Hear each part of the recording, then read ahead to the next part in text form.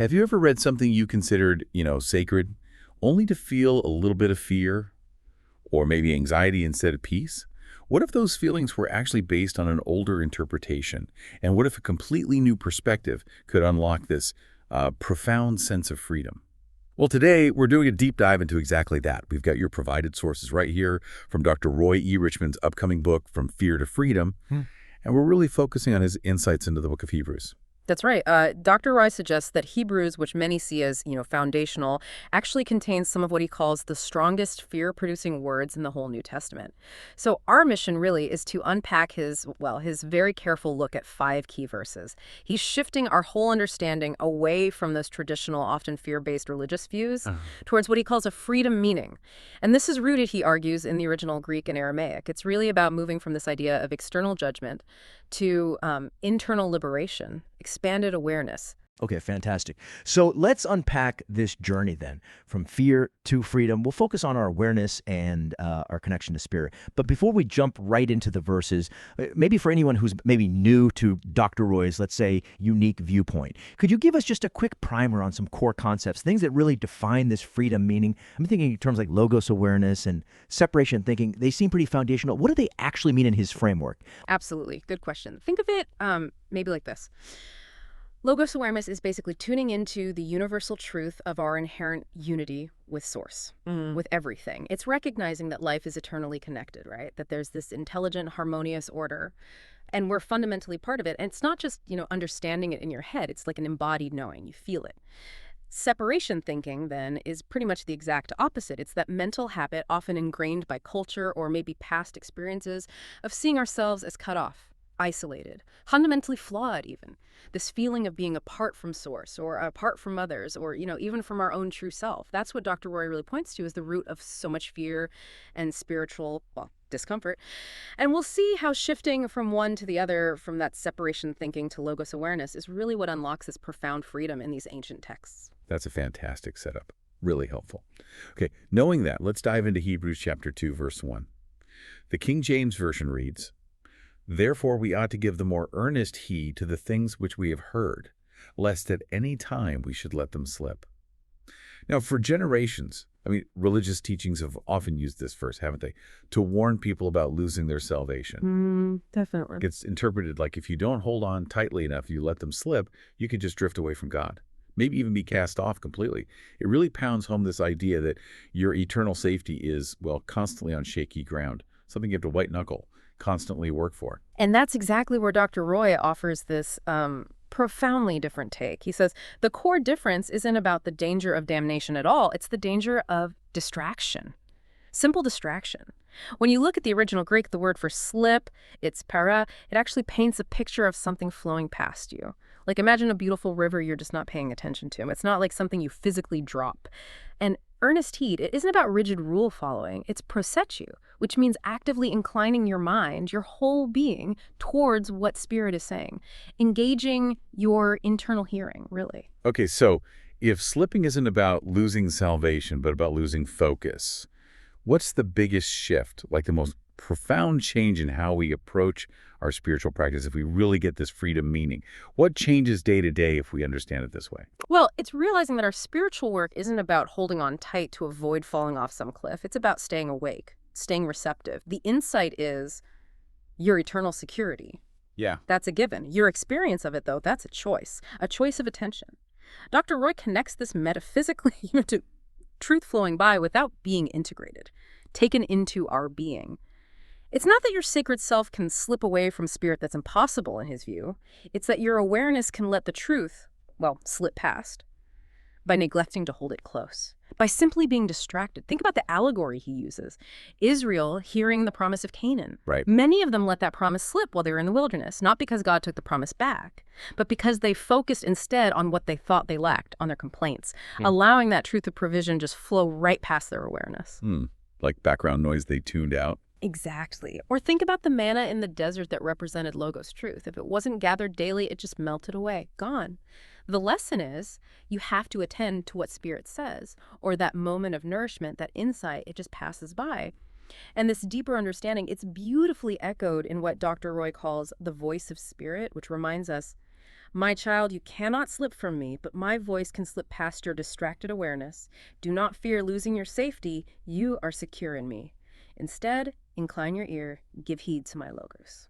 That's a really powerful distinction, moving from like performance-based spirituality Yeah. to one of just attentive presence. Yeah. Building on that idea of our active part in our own spiritual experience, our next verse, Hebrews 2, verse 3, it tackles an even more daunting phrase. It asks, how shall we escape if we neglect so great salvation? It goes on, which at the first began to be spoken by the Lord and was confirmed unto us by them that heard him. Oh, it often conjures up images of like divine punishment, doesn't it? Oh, absolutely. That traditional fear-based interpretation is a pretty stark warning. It's often presented as, if you neglect your salvation, there's just no escape from eternal damnation, full stop. It can portray God as this judge, almost holding humanity hostage to their attentiveness, implying your life of safety is super fragile, dependent on constant vigilance just to avoid wrath and punishment. Yeah, that's heavy. It is. But in contrast, Dr. Roy's freedom meaning, it shifts our focus completely. This isn't about escaping God's wrath, not at all. It's about escaping the bondage of false awareness. You see, the Greek word for salvation here, soteria, it means rescue, deliverance from religiosity, being made whole, union life. So to neglect that the word is amale is simply to be careless with it, to disregard embracing this union life that's already ours. Neglecting it just means leaving our awareness stuck in illusions, bound up in that separation thinking we talked about earlier. Okay, wow. That's a huge reframe. From escaping divine wrath to escaping self-made prisons. Can you maybe elaborate a bit on what those self-made prisons of illusion actually look like in our everyday lives? Like, how do we recognize if we're maybe neglecting this vast safety, as you put it, that's already ours? Certainly. Yeah, good question. These prisons, they often show up as things like chronic anxiety or scarcity thinking, always feeling like there's not enough, or constantly feeling unworthy. It's basically when we forget our inherent wholeness and start desperately striving for something we actually already possess. Dr. Roy highlights that the verse itself is really a rhetorical question. It's about our attentiveness, not a literal threat from some vengeful God. Our eternal safety isn't fragile. In fact, the Greek word used here, talitikos, means so vast, so mighty, of immeasurable magnitude. Huge. Neglect, then, isn't about losing something precious. It's about remaining in these self-made prisons of illusion, simply because we're not fully embracing the sheer vastness of the freedom already given to us through logos awareness. We see this again, allegorically, with Israel. Remember, in the wilderness, they neglected the promise of Canaan. And what happened? They didn't escape that cycle of wandering and complaining, stuck. Not because God withheld the promise, but because they disregarded the great safety and care that had already been spoken to them. So allegorically, neglect is that constant murmuring in the desert. Escape is actively stepping into the promised land of awareness. And the voice of Spirit reinforces this beautifully, saying, you cannot lose my safety, but you can neglect to live in it. If you disregard my logos, how will you escape the illusions of bondage? Your life of safety and provision is not fragile. It is great, vast, and eternal. Attend to it, embrace it, live in it. It really is a powerful call to just live in the abundance that's already here, already ours. This makes me think about another, huge source of human fear, death itself. Let's move on to Hebrews 2, verse 15. King James says, and deliver them who through fear of death were all their lifetime subject to bondage. Now, for a long time, religion has taught that people were literally enslaved by some entity, often called Satan, terrified of physical death, and that Jesus had to die, shed blood to free them. This interpretation, it often paints a picture of a divine being who kind of allows humanity to be held in fear until a blood sacrifice is finally offered. It really locks people into a terror of dying, doesn't it? It really does. And Dr. Roy's freedom meaning unpacks this very differently. It moves the focus from some external captor to an internal state. He argues the bondage wasn't to a literal entity like Satan, but to the fear of death itself. That's phobos thanatos in the Greek. It's separation thinking, that core illusion that convinced mankind that death actually ends life, or that it's some kind of divine punishment, creating this pervasive anxiety. Jesus' logos awareness, however, revealed the exact opposite. Life is eternal. Our union with Source is never broken. Death, in this view, is merely a shadow cast by false perception. A transition, maybe, but not an end. So deliverance, the word is epilasis, isn't about being freed from a physical bad guy. It's about awakening to this truth. It's freedom from the fear that truly enslaves our awareness. Okay, so what you're suggesting, based on Dr. Roy's work, is that this verse isn't about some literal escape from an external boogeyman, but an internal liberation. Liberation from a specific kind of thinking. How does he deepen our understanding of this fear of death as, like, the root illusion? Well, it's understood metaphysically. The fear of death is seen as the root illusion of separation from Source itself. Think about it. If we fundamentally believe we are separate from life, then the end of physical life feels like the ultimate loss, the absolute end. Bondage, then, is living under the tyranny of that false awareness, constantly shrinking back in dread of an end that isn't actually real for our essential being, our true self. Deliverance is awakening to eternal logos life where death truly has no sting, no power. Because the sacred self, our core identity, has always been immortal, unchanging. It's only fear, that deep-seated separation thinking, that enslaves our awareness, until logos awareness unveils our true unbroken union. And if we look at it allegorically again, think about Egypt holding Israel in bondage. That was through fear, right? Fear of Pharaoh's punishments. It's a really powerful picture of death consciousness, that fear of annihilation. Their deliverance came through Passover and the Exodus, not by escaping death itself, mind you, but by awakening to Spirit's keeping power, knowing they were protected.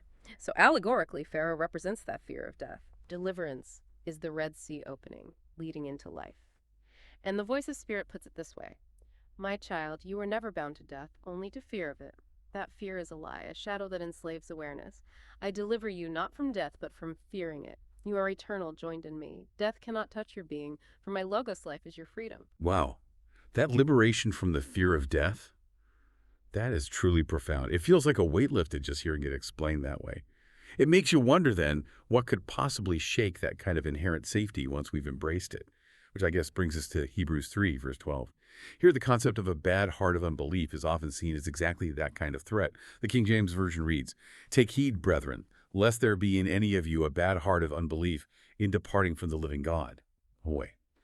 Traditionally, this verse has been used as a really fearful warning that believers can fall away from God, fall into damnation, if they allow unbelief, doubt into their heart awareness.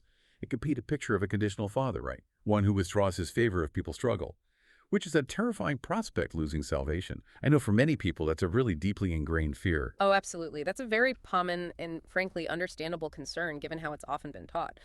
But Dr. Roy's freedom meaning, again, offers a much more, well, compassionate and empowering understanding. He explains that a bad heart, here the Greek word is poneros, it doesn't really mean morally wicked, like being evil. It implies something more like diseased, harmful, or maybe full of hardship, like a compass that's misaligned, pointing the wrong way. And heart, kardia, in this context, refers to our inner awareness, our core perception. So a bad heart of unbelief is really an awareness that's become clouded, diseased by separation thinking, refusing to trust or be persuaded of our true union with Source. Now, departing, aphistomi, isn't about losing salvation in reality, like God suddenly pulls away from you. Instead, it's about withdrawing our awareness from the living God, our life source, and turning instead towards fear, maybe external systems, or just our own perceived limitations. The warning isn't about damnation. It's about missing the experience of abundant life, because we're neglecting to live fully in logos awareness. Okay, that's a much more compassionate view of a bad heart. Less judgmental. But for many, I think, the idea of departing from the living God is still terrifying. Especially if they felt like God's favor could be withdrawn. How does Dr. Roy address that really deep-seated fear of a conditional father, even with this new interpretation? Right. He emphasizes that God, or Source, however you conceive it, is constant, unconditional, always present. The departing is always our action. It's us turning our awareness away, not God turning away from us. Never think of it like turning off a light switch in a room that's actually perfectly lit. The light source is still there, pouring out light, but you've chosen in that moment to experience darkness by flipping the switch. So a heart of unbelief isn't some inherent character flaw that condemns you forever. It's more like a distraction that clouds your seeing temporarily. It just causes you to miss out on the rich experience of an abundant life that is already yours, right here, right now. It's not about losing what you possess, but about not fully inhabiting it, not experiencing the peace and joy that come from truly trusting your source. And again, Israel in the wilderness provides that powerful allegory. Their bad heart of unbelief caused them to wander for decades, right? Instead of entering Canaan, which metaphysically represents logos awareness, their unbelief was essentially clinging to the mentality of lack, just like they learned in Egypt, instead of embracing the promise of provision right in front of them. So the warning isn't about damnation, it's about missing the promised land experience while you're still alive simply by not trusting. And the voice of Spirit, as Dr. Roy presents it, summarizes this beautifully. "My child, guard your heart awareness not in fear, but in attentiveness. Unbelief is not your nature, it is a distraction that clouds your seeing.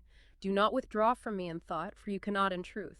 I am your living source. Stay persuaded of union, and you will live in my rest." That's a powerful invitation just to maintain our focus on source, rather than drifting off into some kind of self-imposed exile. Yeah. And finally, this brings us to Hebrews 3, verse 13. But exhort one another daily, while it is called today, lest any of you be hardened through the deceitfulness of sin. Now, the traditional fear-based interpretation often warns that continued sin hardens the heart until God eventually rejects the sinner. It sort of implies this terrifying point of no return. Sin is framed as this powerful force that blinds us, separates us from God, and hardening is seen as proof that you're basically doomed. It suggests a very final, very scary consequence. Indeed. That perspective can lead to just immense guilt and this gnawing fear of being somehow beyond redemption. Dr. Roy's freedom meaning, however, completely reframes this. It's not about God rejecting anyone, ever. Instead, it highlights how mistaken identity, what we call sin, or hamartia in Greek, which literally means missing the mark, is essentially just false awareness. It's the illusion of separation. This missing the mark isn't primarily about a list of forbidden actions that make you unworthy. It's about believing the fundamental lie that your union with Source is broken. The deceitfulness, apathe, is the delusion itself, the trick that convinces us the separation is real. And hardening, sklorinen, isn't a permanent state of being condemned. It's an awareness that has just become stiffened, rigid, closed off by these lies. It makes awareness resistant to Logos truth. Think of it like a muscle that's maybe atrophied from disuse. It can be re-engaged. It's not dead. Okay, so if sin is basically mistaking our identity, and a hardened heart is just awareness that's gotten rigid because of that mistake, what's the practical daily antidote that Dr. Roy suggests? How do we keep our awareness soft and receptive to truth instead of letting it kind of dry out with these illusions? Right. The antidote isn't fear or beating yourself up. It's constant daily encouragement. The Greek word is parakalesh, calling alongside, comforting, encouraging. And this encouragement is specifically in the reality of our inherent union, reminding ourselves and each other. Today, Cimarron, represents the ever-present now. The moment where Logos continually speaks, where truth is always available, right now. This consistent, conscious encouragement, both from within ourselves and from, fellow seekers, prevents our awareness from drying out, becoming rigid falsehoods. It's about staying pliable, open, receptive to truth. It's a call to actively participate in keeping our hearts soft. Allegorically, Israel's heart was hardened in the wilderness through unbelief, remember? But not because God hardened them, no. It was because they believed the deception of lack. They resisted the truth of provision. Pharaoh also serves as an allegory here for hardened awareness, stubbornly resisting Logos truth even as it became more and more evident. Both show how illusions can stiffen awareness, but Spirit continually calls, "Today, if you hear my voice." The voice of Spirit offers this insight. "My child, sin cannot separate you, but its lie can deceive you into hardness. Do not let your awareness dry in illusion. Encourage one another every day, for my Logos is always today. In me, hearts soften, illusions dissolve, and you awaken again to union." Wow, what a journey we've just taken through those verses. It's amazing, isn't it? We've seen how these ancient texts, which have so often been interpreted through this lens of fear and judgment, can profoundly shift when we just consider the original meanings and keep the focus on our inner awareness. From that fear of slipping from grace to the freedom of just mindful attention. From escaping divine wrath to simply awakening from self-made illusions. From being in bondage to literal entities to liberation from the fear of death itself, and from seeing a bad heart as inherent wickedness to understanding it as just, clouded by separation thinking. It really is a completely different landscape. It truly is, yeah.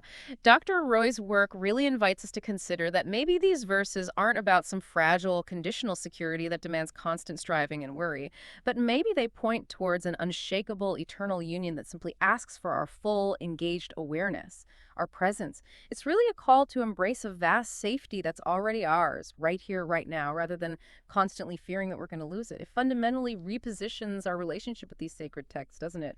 Moving from often a rigid, even terrifying interpretation to one that fosters peace and profound inner freedom. Absolutely. And for you, listening right now, this deep dive really offers a powerful opportunity maybe to re-examine what you've heard in the past. And perhaps to notice where some of those fear-based interpretations might still be influencing your perception of your spiritual journey or your relationship with the divine. It prompts us all to consider that maybe salvation isn't just about escaping something bad out there, but about realizing the wholeness and the union life that is already our deepest truth, and then choosing to live fully within that reality every single day. Well said. So building on that idea of today from Hebrews 3:3, maybe consider this thought as we close. If the deceitfulness of sin is truly just the illusion of separation, and a hardened heart is simply an awareness that's become stiffened by believing that lie, What present moment are you perhaps allowing to remain rigid with old beliefs instead of choosing to soften into the continual flowing presence of Spirit's truth?